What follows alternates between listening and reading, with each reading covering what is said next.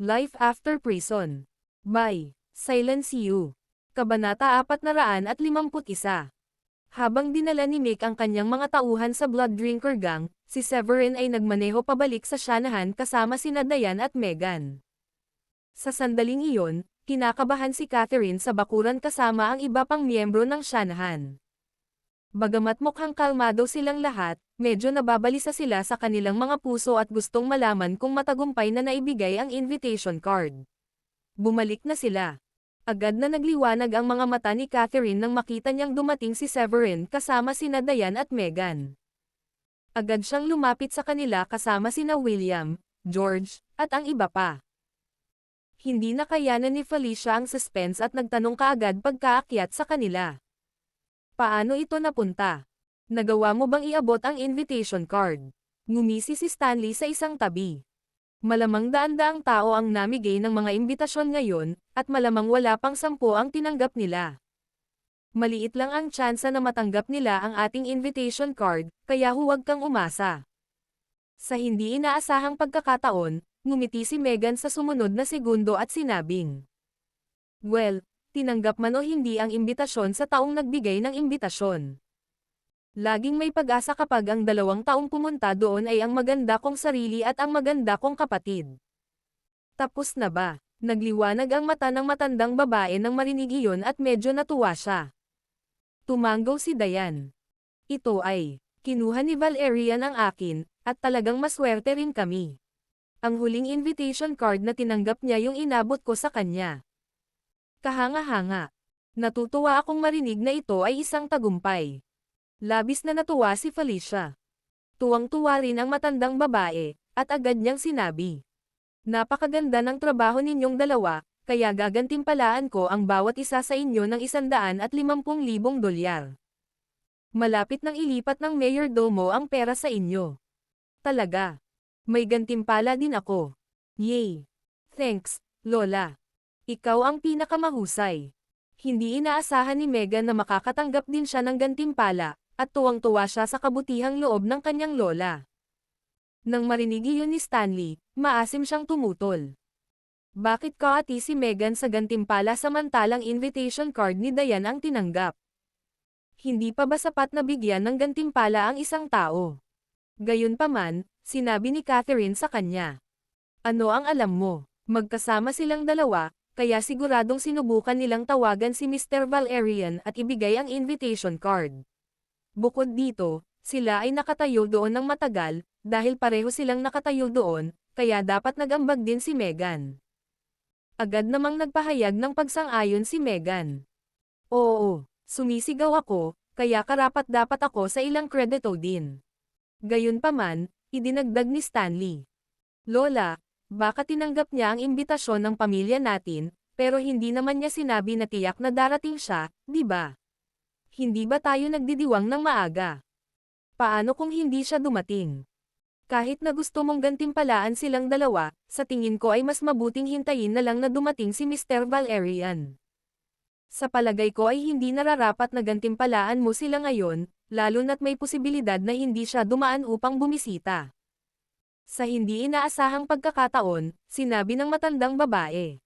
Credit sa kanila para sa matagumpay na naibigay ito kay Mr. Valerian, kaya nararapat lamang nabigyan sila ng gantimpala. Kung pumunta nga si Mr. Valerian sa bahay natin, makakakuha sila ng isa pang 150,000, hindi alintana kung bumisita lang siya o kakain sa atin. Wow, Lola! Napaka-sobrang mapagbigay mo sa pagkakataong ito. Tuwang-tuwa si Megan. Nakakahiya na wala siyang gaanong pera na panggastos matapos siyang bilhan ni Severin ng sasakyan. Bagamat kalaunan ay binigyan niya si Felicia ng malaking dote, binilhan lang siya ni Felicia ng ilang gamit at binigyan siya ng $150,000. Bilang resulta, nadama pa rin ni Megan na siya ay medyo mahirap, at sa pangkalahatan ay kailangan niyang kurutin ang kanyang mga sentimos sa tuwing siya ay nagsasaya. Natural, ang pagkakataong makakuha ng $300,000 ay isang kapana-panabik na pag-asa para sa kanya. Nang marinig iyon ni Catherine, umasim agad ang ekspresyon niya at nagtanong, "Ano ang ibig mong sabihin na ako ay sobrang mapagbigay sa pagkakataong ito? Sinasabi mo bang kuripot ako sa nakaraan?" Life After Prison. Kabanata 452. Sa wakas ay natanto ni Megan na siya, sa kanyang pananabik, ay nagkamali. Agad siyang ngumiti ng alanganin at sinabing, "Hindi, Lola, hindi iyon ang ibig kong sabihin. Mapagbigay ka noon, at sinusubukan kong sabihin na masyado kang mapagbigay ngayon." Ha ha ha. Ang galing mong dalaga. Humalaklak si Catherine. Parang hindi niya naintindihan ang implikasyon ni Megan sa paunang reaksyon na iyon. Ha! Sa tingin si Mr. Valerian ay nakatanggap ng ilang imbitasyon, at maswerte kung nakapaglaan siya ng oras at bumisita sa isa o dalawang pamilya. Maliit lang ang posibilidad na dumalaw siya sa atin, natatakot ako. Patuloy sa pag-iyak si Stanley. Biglang nasabi ni Severin. Relax. Malaki ang posibilidad na pumunta siya at bisitahin ang mga Shanahan, bukas man o sa makalawa. Ang kumpiyansa ni Severin ay nagdulot ng panunuya kay Stanley habang sinasabi niya. Hihihi. Bukas o kinabukasan. Mga 10 o higit pang mga invitation card ang nasa kamay ni Mr. Valerian, o sa madaling salita, isa sa 10 ang tsansa na makapunta siya. Kung magdesisyon siyang bumisita sa dalawang pamilya, isa sa 5 ang pagkakataon natin. Maaaring second tier na pamilya tayo, pero ngayon pa lang tayo nagsimulang tumaas sa upper class na bilog, kaya kung ano-ano na ang narinig niya noon. Halika at bisitahin kami. Saglit na natigilan si Severin, ngunit hindi nagtagal ay sinabi niya kay Stanley. Paano kung tumaya tayo kung hindi ka naniniwala? Anong taya? Malaki ang tiwala ni Stanley na siya ay nasa kanyang mga pagkakataong manalo, ngunit hanggat gusto niyang tumaya kay Severin, ang masasabi lang niya. Wala akong pera para tumaya sa'yo. Isa lang akong maduming mahirap ngayon, kaya walang paraan na makakuha ako ng anumang pondo. Ha ha ha. Hindi napigilan ni Severin ang matawa nang marinig iyon. Ang lalaking dating dominanteng puwersa sa pamilya ay nabawasan na sa kahabag-habag na kalagayan. Ang pagkakita sa kanya ng ganoon ay nagdulot ng saya sa puso ni Severin. Siguro. Umaasa na lang tayo sa ikabubuti. Ngumiti si Catherine at dagdag pa. Siya nga pala, kailangan pa nating maghanda ng mga regalo at batiin ang mga Ballard. Kung magkakaroon tayo ng pagkakataong makausap si Mr. Valerian doon, baka makapag-iwan tayo ng magandang impresyon sa kanya. Iyan ay magpapalaki pa ng ating mga pagkakataon. Oo, kailangan natin. Anong klaseng regalo ang dapat nating ihanda para sa Ballards?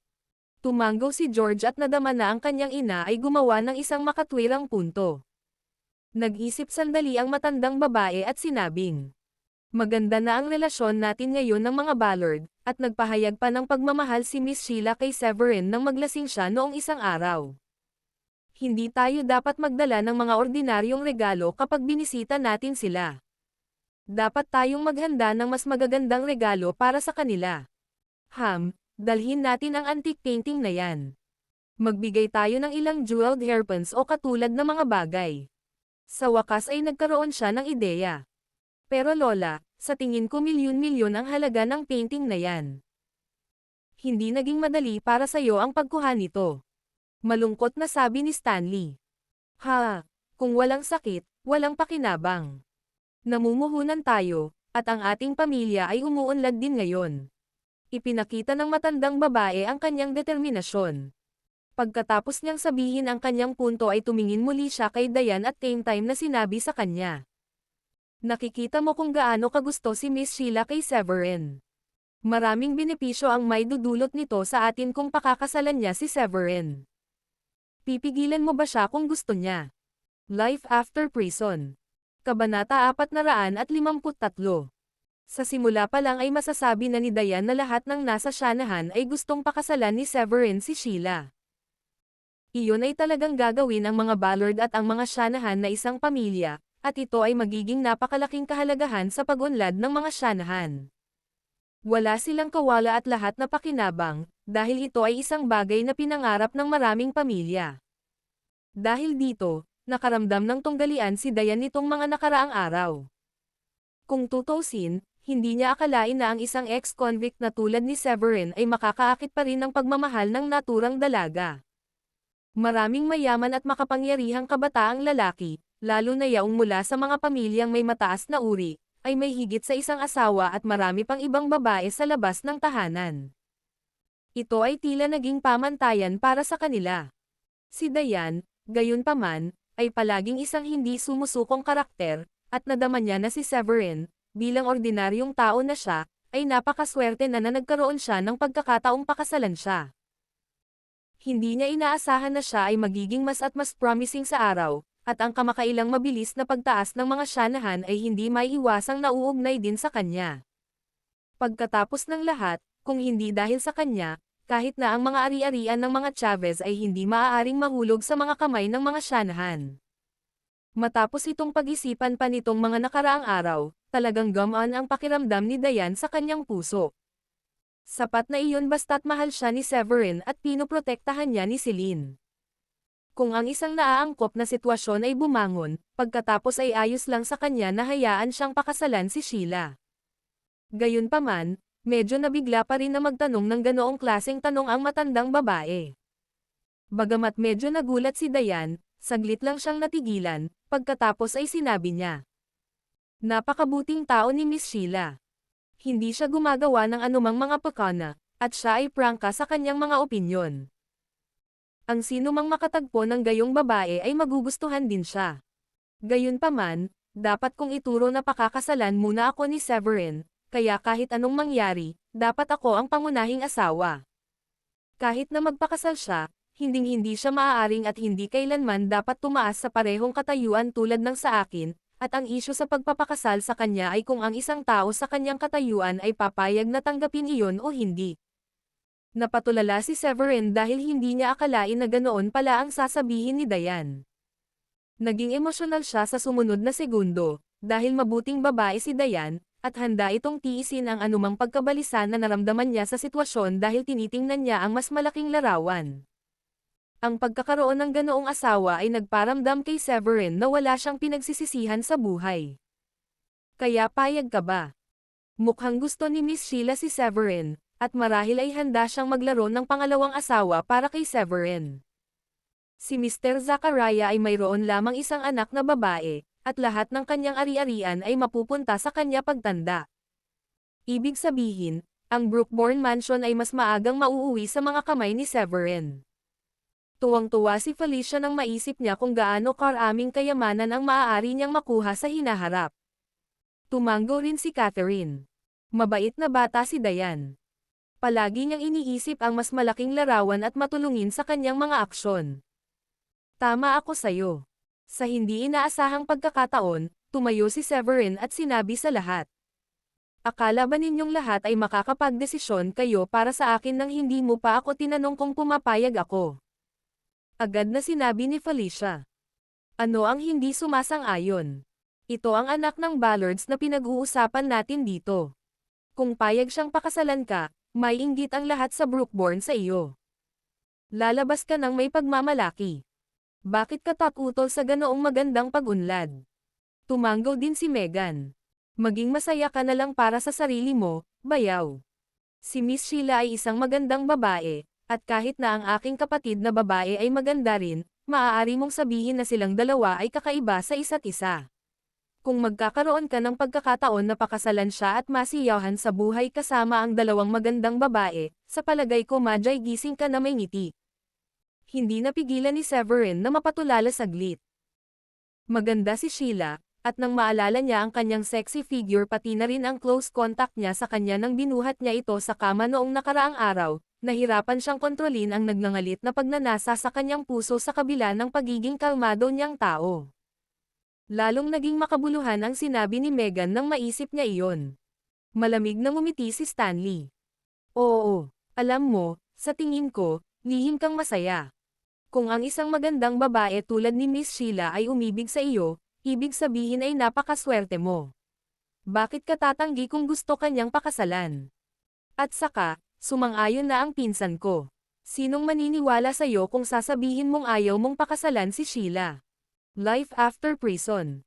Kabanata 454. Napangiti ng mapait si Severin at hindi napigil ang magsalita. Siya ay masyadong bata, at kumikilos siyang parang bata. Hindi rin naman ako kapos sa pera, at ayokong idamay ang pera sa pakiramdam. Mag-iiwan ng napakasamang impresyon kung may mabalitaan at isipin ng mga tao na pinakasalan ko si Sheila dahil sa pera. Habang malinaw ang kanyang kinatatayuan, humakbang siya at nagkusa na hawakan ang kamay ni Dayan. Talagang naantig ako na handang isaalang-alang ni Dayan ang mas malaking larawan para sa akin, ngunit sa palagay ko ay higit pa sa sapat para sa akin ang pagkakaroon ni Dayan bilang asawa. Sobrang nasihayan na ako sa kanya, at wala na akong ibang plano. Matapos marinig iyon, hindi napigilan ni Dayan na mamula ng bahagya at nakaramdam ng alon ng tamis sa kanyang puso. Dahil kadalasang kahinaan ng lalaki ang mga babae, inisip niya noon na malugod na tatanggapin ni Severin ang pagpapakasal kay Sheila pagkatapos niyang tanggapin ito. Gayunpaman, si Severin ay napakamaalalahanin sa kanya, at hindi niya kailanman naisip na isangkat ang damdamin sa pera. Ganyan ang lalaking minahal niya, at tama ang desisyon niyang pakasalan siya. Gago ka ba, Severin? Napakatanga mo sa pagtanggi sa mga pag-usad ng isang taong kasing akit ni Miss Sheila. Galit na tinapakan ni Stanley ang paa at hinihiling na sana ay siya na ang pumalit kay Severin para pakasalan si Sheila. Nalungkot siya sa katigasan ng ulo ni Severin at bakas sa mukha niya ang pagkadismaya. Ipaubayan natin ang mga damdaming ito sa tadhana. Hindi ko gustong makasama ang isang tao para sa isang partikular na layunin, na tila napakahilig ninyong gawin. Makakasama ko lang sila kung may in love ako sa kanila at maniniwala na karapat-dapat sila sa pagmamahal ko. Paprotektahan ko lang sila kung karapat-dapat sila sa aking proteksyon. Hindi ko siya papakasalan dahil lang sa isa siyang tagapagmana ng Brookbourne Mansion. Sa wakas ay seryosong sabi ni Severin. Tumingin muli si Megan kay Severin at naramdaman niyang bumuti ng husto ang impresyon nito sa kanya. Ang lahat ng sinabi niya ay may perpektong kahulugan, dahil ang pag-ibig ay dapat nawala sa kadalisayan ng puso ng isang tao sa halip na maging isang kasangkapan para sa mga transaksyon. Sa tingin mo, posible bang mahulog ang loob mo kay Miss Sheila? O sadyang wala na iyon sa tanong? Ilang beses na kumaibot ang mga labi ni Catherine at sa wakas ay tumingin ito kay Severin at tinanong ito. Hindi agad nakasagot si Severin at nag-isip muna ito bago nagpaliwanag.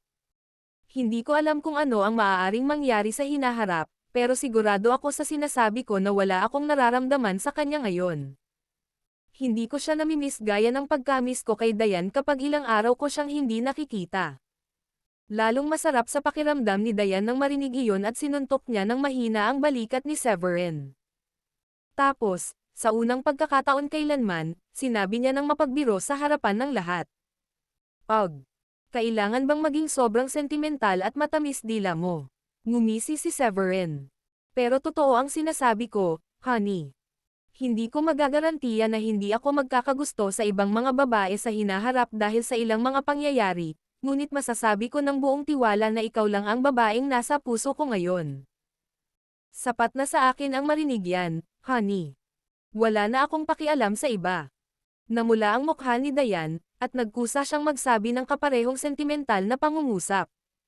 Life After Prison.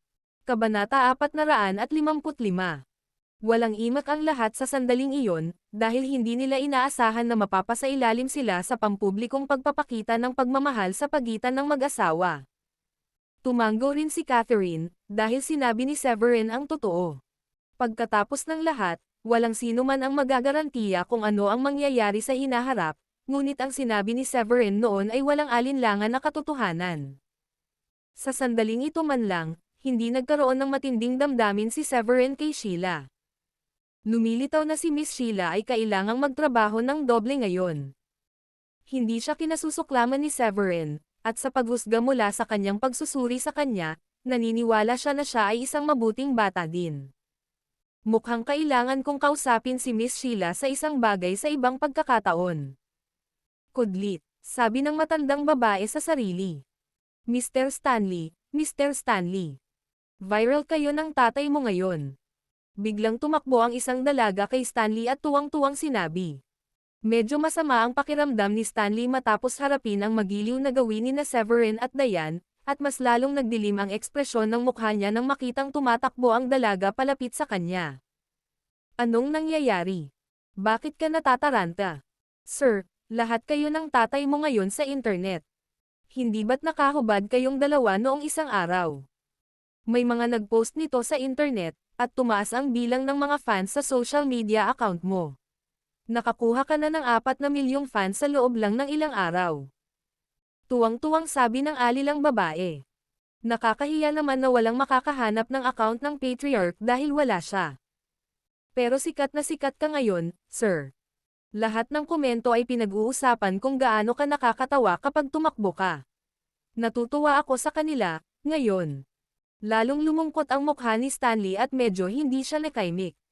Hindi niya maiwasang mapakunot ang noo nang makita ang lahat ng fans niya. Lola, mahigit 4 na milyon na ang followers ko ngayon. Agad na kinuha ni Stanley ang kanyang telepono at nag-click sa kanyang app. Dati, nag-a-upload siya ng ilang mapagpanggap na video noong panahon niya bilang general manager, at kabilang sa mga ito ang mga clip niya sa paglangoy kasama ang ilang magagandang babae, o pagpapakita ng kanyang oras sa mga upscale bar. Nang kinuha ni Diane ang kanyang posisyon, ang mga pondong magagamit sa kanya ay naging mas kaunti, at wala na siyang pera upang kumilos at magpakitang gilas, kaya't ang kakulangan ng mga video sa loob ng mahabang panahon. Natalo siya sa pastahan ni Severin noong isang araw at napilitang maglakad ng hubot-hubad kasama ang kanyang ama, ngunit hindi niya inaasahan na ang video ay ipopost online at ang kanyang 10,000 tagahanga ay magpapalobo sa halos 400 beses sa orihinal na numero. Bukod dito, ang trend ay tila nagmumungkahi na ang kanyang mga tagahanga ay lumalaki pa rin, at ang app ay walang tigil na nagbibip. Goodness, sumikat na talaga ako ngayon. Bakit bigla akong susundan ng mga to? Hahaha. Medyo natuwa si Stanley at hindi napigil ang mapatawa.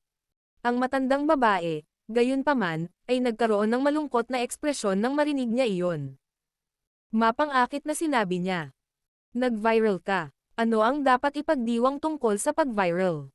Hindi ba't ang ibig sabihin nito ay alam na ng maraming tao na kinailangan mong tumakbo ng hubot-hubad ang iyong ama? Akala ko'y nakaligtas ka sa kahihiyan dahil hindi ito nakita ng maraming tao, ngunit ngayon ay tila alam ng milyon-milyong tao ang nangyari. Ito ay lubos na nakakahiya. Sinabi ulit ng katulong na babae. Ma'am, mahigit 4 na milyon lang po ang followers niya.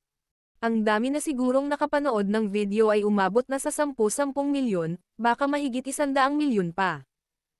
Ang daming nakapanood ng video. Halos himatayan si Catherine sa narinig niya. Hinampas niya ang hita niya at sinabing, ano ang ginawa ng ating pamilya para maging karapat-dapat ito? Anong kapahamakan ang dinala natin sa ating sarili? Lubusan tayong nagpakatanga. Life after prison. Kabanata 456. Hindi mo naiintindihan, Lola. Sikat ako ngayon. Isa akong internet celebrity, o sabihin na nating pareho na kami ni tatay internet celebrity ngayon. Ito ay mabuting bagay. Tsaka hindi naman kami ganap na hubot-hubad sa video. May maliit na tela pa rin kaming suot namin, di ba? Ayos lang. Positibong bagay ang pag-viral. Agad namang nagpaliwanag si Stanley. Ahaha. Umubo ang matandang babae at halos magsuka ng dugo. Binatukan niya si Stanley at sinabing, talaga, ngayon. Sa totoo lang, sa tingin mo ba ay maayos na ang lahat pagkatapos na maging napakalaking katatawanan? Ma'am, baka hindi mo alam ito, pero malaki ang kinikita ng mga internet celebrity at influencer sa panahon ngayon. Ang iba sa kanila ay iniimbitahan pa nga na mag-endorse ng mga produkto. Sa tamang kumpanya. Ay market ang mga ito, may mga influencer na maaaring kumita ng 10-10 milyon sa isang taon, at kadalasan ay mas malaki pa ang kinikita nila kaysa doon. Agad na tumulong ang katulong na ipaliwanag ang mga benepisyo sa matandang babae. Hindi mo alam kung gaano kalakas ang mga ganoong app dahil hindi mo pa na-download ang mga ito o napanood ang alinman sa mga video.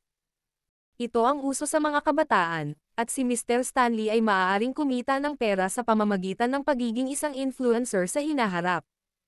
Hindi ba nila ini-advertise ang bagong bukas na restaurant ng ating pamilya sa pasukan? Malamang ay magiging malakas ang negosyo sa lalong madaling panahon. Nang marinig iyon ni Diane, nagulat siya. Sa totoo lang, nagtataka lang ako kahapon kung bakit punong-puno ng tao ang Delight Diner. Palaging may mahabang pila na nagsisimula sa dulo ng kalye, at hindi ko maisip kung bakit magkakaroon ng magandang negosyo ang isang bagong restaurant. Ipinapaliwanag nito ang lahat.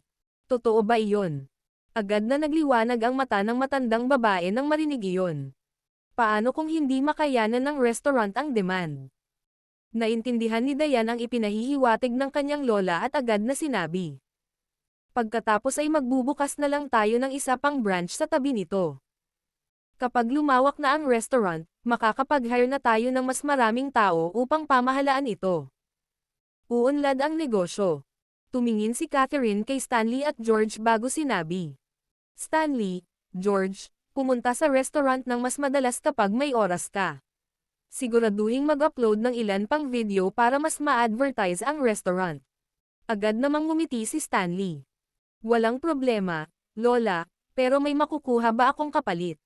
Isa na akong influencer ngayon, at malaki ang halaga ko, kaya ang pinakamaliit na dapat kong makuha ay isang bayad para sa pagpapalabas, hindi ba? Tingnan mo ako. Hindi pa ako nakakapag-inom kamakailan, at wala pa akong mas magandang sasakyan para sa pagmamaneho ngayong sikat na ako. Nakangiting sabi ng matandang babae. Pagkatapos ay mapapamahalaan ninyong dalawa ang restaurant sa hinaharap, at paghahati-hati sa inyong mga sarili bilang inyong mga asset. Kung anumang pera ang kikitain mo ay iyong itatago, pero syempre, kailangan mo pa ring ibalik ang inisyal na puhunan. Matatanggap ba iyon?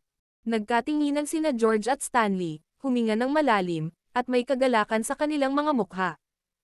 Kahit na ang isang bagong sangay ay bahagi lamang ng maraming industriya sa ilalim ng pangalan ng mga siyanahan at sa makatuwid ay hindi gaanong bagay para sa pamilya, mahalaga ito para kay Stanley at George dahil sa kanila ang restaurant mula noon. Batay sa kasalukuyang sitwasyon, siguradong kikita sila ng malaking pera sa loob ng isang buwan, at sa oras na iyon, mayroon na silang panggastos. Masyado kang mabait, Lola. Napaluha si Stanley. Sa kabila ng lahat ng kalungkutan at depresyon na pinagdaanan niya nitong mga nakaraang araw, tuwang-tuwa siya dahil naibigay na sa kanya ang pagkakataong maibalik ang kanyang kapalaran. Huwag kalimutang sulitin ito dahil pareho kayong internet celebrity ngayon. Hindi na ako magpiyansa sa alinman sa inyo sa hinaharap kung mawalan ka ng pera. Nakangiting sabi ng matandang babae. Ito ay hindi ka panipaniwala. Mayroon akong mga tagahanga, at maaari akong kumita ng pera sa mga live stream o mga bagay na tulad nito sa hinaharap. Baka may humiling sa akin na mag-advertise para sa kanila. Gosh, nasasabik na ako sa iniisip ko lang. Lalong tuwang-tuwa si Stanley nang maisip niya ang kanyang masayang buhay sa hinaharap. Life After Prison. Kabanata 457. Nagkatinginan sina Dayan at Severin at hindi maiwasang mapangiti. Ito ay tila medyo madali. Para masiyahan si Stanley, lalo na't nakahanap na siya ng paraan para kumita. Tara na, kailangan nating ihanda ang ating mga regalo at dumalo sa piging sa Brookbourne Mansion. Nakangiting sabi ni Catherine sa wakas. Hindi nagtagal, inihanda na ng mga siyanahan ang kanilang mga regalo at nagpaplanong magmadali sa Brookbourne Mansion. Sa Riversen, dinala ni Mick ng Moss Hall ang ilan sa kanyang mga elder sa Blood Drinker Gang at ipinaliwanag ang buong sitwasyon sa kanilang pinuno, si Taran. Hindi napigilan ni Taran na kumunat ang noo nang sabihin niya iyon. Gaano ba katapang ang lalaking itong si Severin? Inagaw niya ang iyong anak, at binyantaan ka pa niya at hiniling sa iyo na dalhin ang iyong mga tauhan upang iligtas siya. Sabi ng dakilang matanda. Sa paghusga mula sa sitwasyon, ang antas na nakamit ni Severin ay malayo sa mababa. Si Lauren ng Moss Hall ay isang antas ng 3 malalim na master, ngunit hindi siya maaaring maging katugma para sa kanya. Si Menkel, ang pangalawang matanda, ay sumimangot at sinabi. Bakit pakiramdam ko ang kanyang mga aksyon ay sumasalungat sa loika? Siya ang pinupuntirya ni na Candy at Lauren, kaya bakit niya pakakawalan si Lauren? Sa lohikal na pagsasalita, hindi ba dapat siya ang pumatay sa kanya matapos siyang magsumbong kay Mick? Ang kanyang isip ay mas maunawain kaysa sa iba, at napansin na niya na may mali. Saglit na natigilan si Mick, pero nasasabik agad siya. Ano ang ibig mong sabihin, Second Elder? Sinasabi mo bang gusto mong patayin si Lauren? Marahil, Ang lakas ni Severin ay bahagya lamang na mas mataas kaysa kay Lauren, at kahit nasugatan siya, maaari pa rin itong makatakas mula sa kanya kung malayo ito sa abot ng kanyang kamay. Ang mapupungay na mga mata at emosyonal na pananaw ni Mick ang nagudyok kay Taran na magkomento. Iwasan natin ang paghula, Second Elder. Ang ilang mga bata ay maaaring malalakas, ngunit sila ay may posibilidad na maging sobrang kumpiyansa. Bakit hindi mo sila sundan kung sa tingin mo ay may hindi ka pani-paniwalang nangyayari? Ngumiti ng masama si Menkel. Oo naman. Nagtataka ako na makita kung gaano kalakas si Severin. Hindi ko akalain na ganoon pala siya kawalang pidgel para agawin si Candy at guluhin tayo. Napaawang ng ilang beses ang bibig ni Mick. Ang tagumpay ni Severin ay malamang na mataas kung siya ay sapat na malakas upang talunin si Lauren, at dahil si Severin ay ang kaaway ng Blood Drinker Gang, una niyang itinuring na iligtas si Severin hanggat ang huli ay hindi nakipagkamay sa kanyang anak na babae. Binalak niyang talunin si Severin at ipaalam sa huli na sumusunod lang siya sa utos ng Blood Drinker Gang. Sa sandaling nakamit ni Severin ang isa pang tagumpay sa kanyang pagkamit, gagawa siya ng paraan upang makabalik sa Blood Drinker Gang, kaya nakinabang ang Muscle dahil ang Blood Drinker Gang ay kailangang harapin ang isang mabigat na kalaban.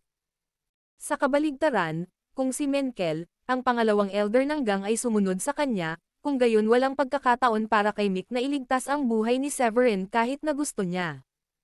Nang mapagtanto iyon ni Mick ay agad niyang sinabi, Mr. Menkel, wala akong nakikitang pangangailangan para sumama ka sa amin.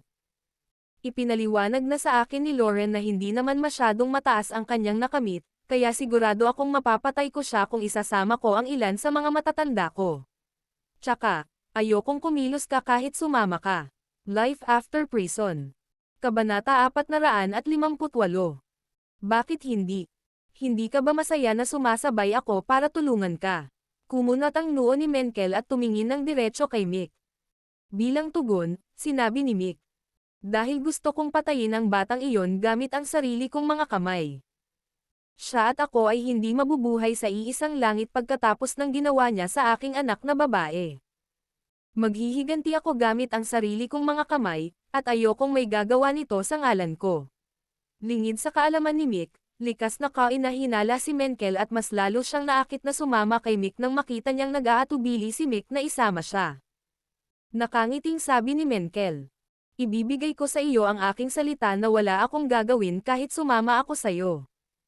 Gusto ko lang makita ng sarili kong mga mata ang batang iyon at panoorin siyang mamatay sa mga kamay mo dahil sa pagkidnap sa anak mo. Tumango rin si Taran. Hayaan mo si Menkel na sumama sa iyo, Mick. Maaari siyang mangalap ng impormasyon tungkol sa sitwasyon sa Brookborn kung kasama kanya, at makakaisip din siya ng paraan para sirain ang Draco Hall pagkatapos patayin si Severin. Sa panahong iyon, kailangan nating tiyakin na ang mga underground forces sa Brookborn ay hawak sa palad natin. Nabalitaan ko na kahit isang war chief tulad ni Valerian Sutcliffe ay pumunta sa Brookborn ngayon. Anong buhay na buhay talaga ang araw? Matapos ibigay ang utos na iyon, nag-isip sandali si Taran at muling nagsalita. Nga pala, itong si Severin ay pumili ng magandang lugar para ilibing. Madaling itapon ang kanyang bangkay kung papatayin natin siya sa kakahuyan sa labas ng lungsod. Kung nangyari ito sa lungsod at nalaman ni Mr. Valerian na may nangyaring pagpatay doon, masama para sa atin kung mag-usisa siya at magdesisyong imbestigahan ito. Agad na sabi ni Menkel. Sir, ang isang tulad ni Valerian ay malamang na walang pakialam sa mga ganoong hamak na isyu. Malamang ay pumikit lang siya dito, sa pag-aakalang ito ay isang maliit na alitan sa pagitan ng mga paksayon mula sa iba't ibang lungsod. Tumango si Taran. Gayunpaman, medyo nagulat pa rin ako na ang isang tulad ni Mr. Valerian ay bibisita ng isang maliit na lugar tulad ng Brookborn ng biglaan. Wala siyang dahilan upang bisitahin ang lungsod na iyon kung walang sino man ang nararapat na bisitahin doon. Hindi napigilan ni Menkel na matawa nang marinig iyon. Hihihi, sinasabi mo bang may malalakas na tao sa Brookborn? Natatakot ka ba kay Severin? Si Menkel ay may determinadong tingin sa kanyang mukha at pinanatili ang kanyang ngiti. Hahaha, hindi natin alam ang eksaktong sitwasyon na nakapalibot sa batang iyon, ngunit kung magaling man siya sa simula pa lang, hindi na sana siya ipinadala sa kulungan noong mga nakaraang taon. Sa paraang nakikita ko, malamang na nakilala niya ang isang makapangyarihang tao sa kulungan at sapat na swerte para magkaroon ng pagkakataong sanayin ang sarili at maging isang malalim na master. Hindi natin kailangang mag-alala tungkol sa kanya. Naramdaman ni Taran na may punto si Menkel, kaya tumango siya at sinabi. Okay. Sumama ka sa kanila, at siguraduhing mamamatay si Severin ngayong gabi. Hindi na kailangang magmadaling bumalik pagkatapos niyang mamatay. Manatili sa Brookborn sa loob ng ilang araw, pakiramdaman ang pag-ikot ng kapangyarihan at ang sitwasyon doon, at makakuha ng higit pang mga detalye sa lungsod. Hindi tayo dapat maging pabaya sa operasyong ito, at gagawa lang tayo ng paraan para sakupin ang Draco Hall kapag naramdaman na natin ang mga bagay-bagay. Pagkatapos ay naayos na, alis na tayo agad. May mga tauhan ko na naghihintay sa akin sa pinto.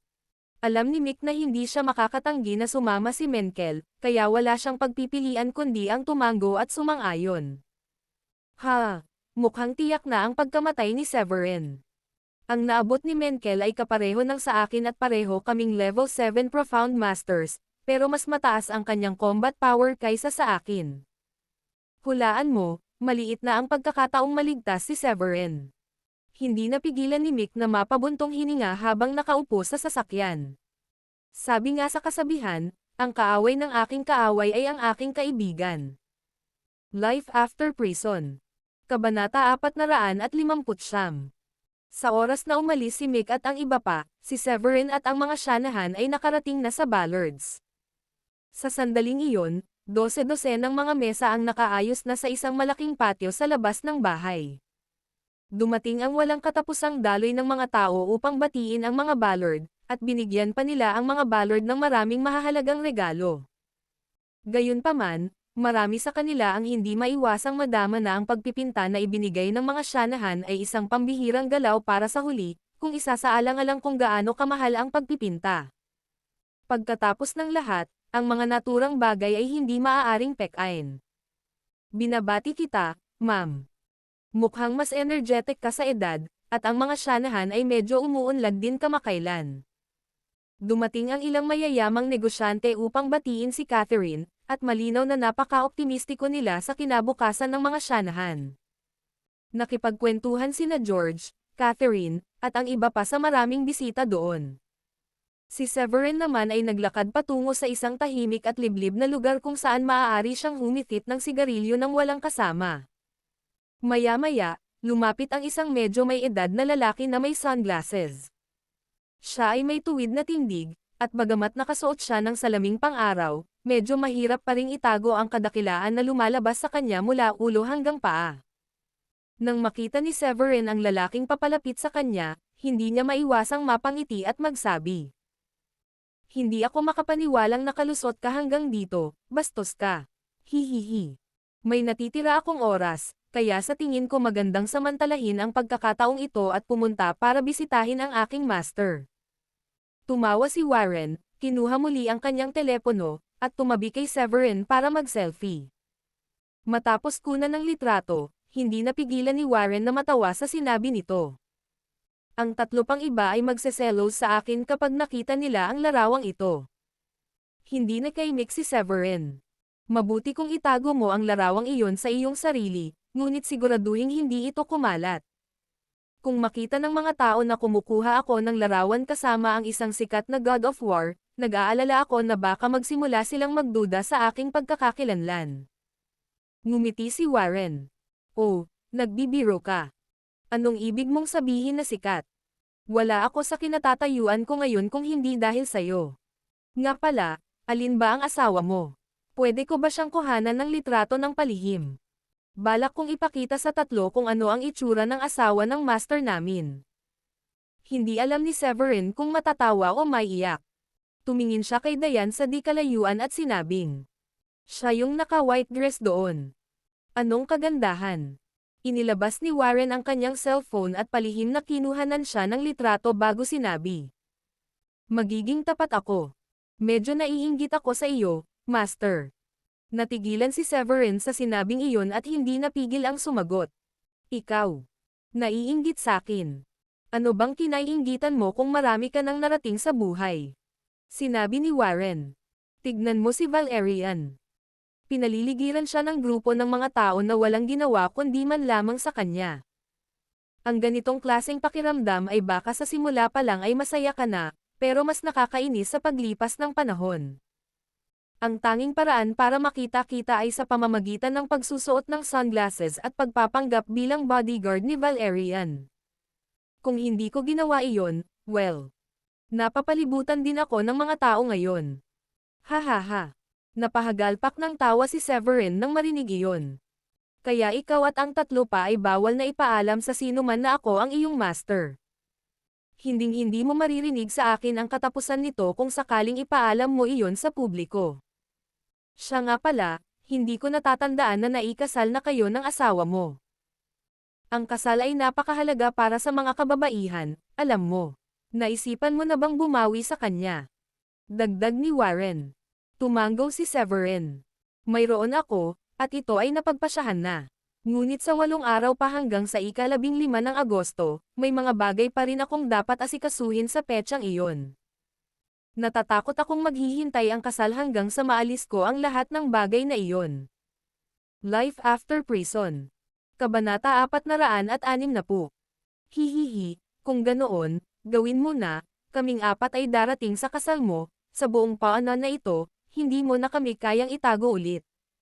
Nakangiti agad na sabi ni Warren nang marinig ang plano ni Severin. Hindi ito tinutulan ni Severin at sa halip ay tumanggo. Dapat lang. Pagkatapos ng lahat, si Diane ay labis na nagdusa para sa akin sa paglipas ng mga taon, at balak kong gawing Randy ang kasal, hanggang sa puntong kaiinggitan siya ng lahat sa buong South Country. Hahaha, perpekto.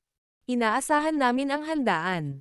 Tandaan na sabihin sa amin ng maaga kapag nakapagdesisyon ka na sa petsa. Tumawa si Warren. Diane, tignan mo. Ang gwapo naman ng lalaking naka-sunglasses, at ang cool din niya sa shades na yan. Hindi nagtagal ay napansin ni Megan, na nakikipag-chat kay Diane, na may kausap na lalaki si Severin. Bahagyang napaatras si Diane nang tumingin siya. Parang kakaiba ang ugali niya sa kanya. Hindi ko mailarawan, pero parang may pakiramdam ng kataasan siya sa lahat kahit wala siyang ginagawa kundi ang tumayo doon.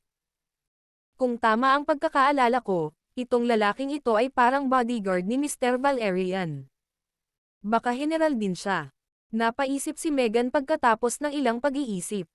Sa pagtatapos ni Valerian, nakahinga siya ng maluwag matapos ngumiti at batiin ang lahat ng mga taong iyon. Napasulyap siya kay Warren at biglang napagtanto na ang 20 bagay na katabi ni Warren ay ang master ni Warren. Hindi ba siya masyadong bata para maging master na binanggit ni Mr. Warren? Akala ko hindi siya magiging ganoon kabata. Hulaan na siya ay talagang isang pambihirang kakaiba ng kalikasan. Matamang sinulyapan ni Valerian si Severin habang ang huli ay naninigarilyo at nakaramdam ng hindi kapani-paniwalang paggalaw sa taong nakita niya. Pupunta sana siya para kausapin si Severin kung hindi siya nakaramdam ng awkward na gawin iyon. Hindi nagtagal, naihanda na ang piging, at inaasahan na ang mga Shanahan ay hindi uupo sa parehong mesa ni Valerian. Sa halip, umupo si Valerian kasama sina Zachariah, Zenoa, at ang mga pinuno ng 3 first-year na pamilya. Sa kalagitnaan ng pagkain, may sinabi si Valerian kay Zachariah, na pagkatapos ay tumayo, at sinabi sa karamihan. Lahat, kami ay lubos na nagpapasalamat na si Mr. Valerian ay dumating sa aming lungsod sa taong ito at planong bisitahin ang ilan sa aming mga pamilya sa itaas na klase ng aming lungsod. Ngayon lang ako sinabihan ng kanyang itinerary para sa susunod na 2 araw. Nang marinig ang anunsyo na iyon, marami sa mga nasa katanghaliang gulang ang nasa sabik, lalo na ang mga pamilyang nasa itaas na klase na nakapagbigay ng kanilang mga imbitasyon kay Valerian. Lahat sila ay umaasam na makasama sa kanyang itineraryo. Tuwang-tuwang tumingin din si Catherine, at biglang naging tense ang puso niya. Hindi napigilan ni Severin ang ngumiti ng bahagya at ipinagpatuloy ang sarili sa pagkain na walang pakialam. Bibisita si Mr. Valerian sa mga Shanahan bukas ng umaga pati na rin ang tanghalian at hapunan sa kanila. Sa kanilang lugar din siya magpapalipas ng gabi. Ngumiti si Zachariah at ibinalita ito sa lahat.